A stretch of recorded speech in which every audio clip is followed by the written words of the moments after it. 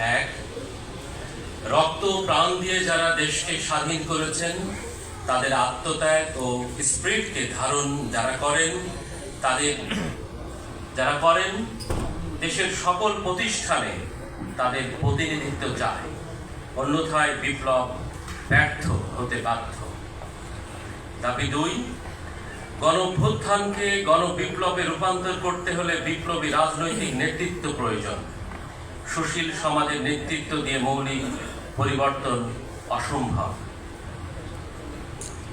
কবিতা পাঠ করছে গণজোয়ার।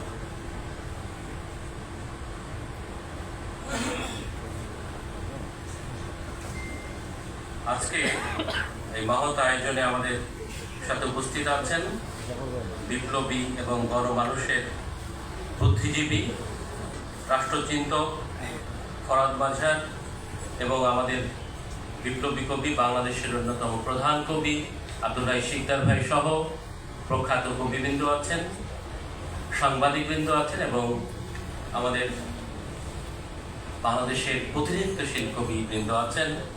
সবাইকে সালাম জানিয়ে আমি কবিতা পাঠ করছি গণজোয়ার। পুঞ্জীভূত মেঘের ভেতর অনেক খরার ক্ষোভ গর্জনের জন্য একত্রে প্রস্তুত। পৃথিবী কাঁপিয়ে বাক ফেরার বর্ষণে আজ প্লাবনের নতুন আশ্বাস।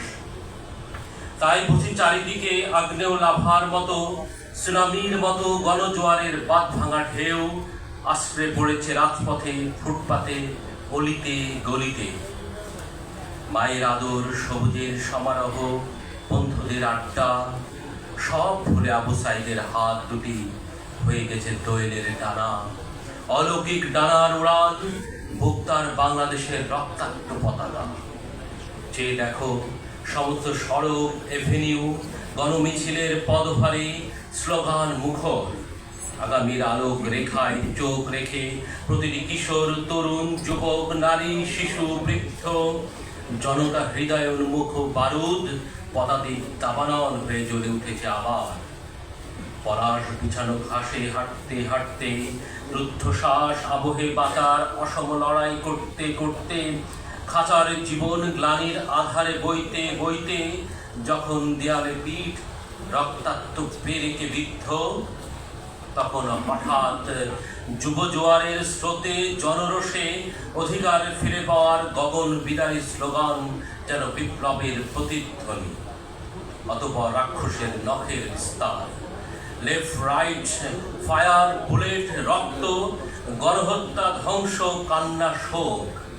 বিধবার শাড়ি আর কাফনের রং একাকার হয়ে স্তব্ধতা এসেছে নেমে রাজপথ থেকে গণমানুষের নগরে, বন্দরে, গঞ্জে, গ্রামে। মায়ের কান্নার সুর দূরে শোনা যায়, ক্ষোভের বারুদে জানি আবার চলবে দেশলাই। সবাইকে ধন্যবাদ।